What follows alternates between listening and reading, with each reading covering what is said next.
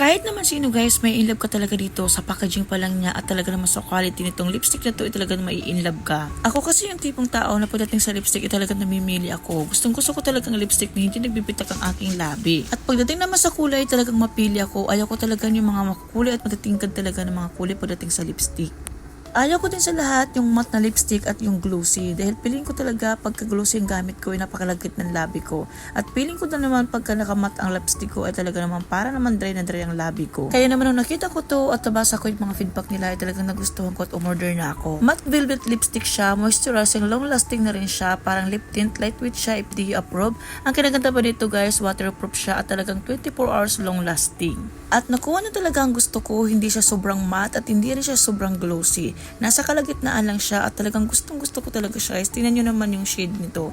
Anyway, marami kayo pagpipilian dito. Ang maganda pa dito guys, kahit tanggalin nyo siya, nag-iiwan din talaga siya ng stain. Maganda talaga siya tingnan.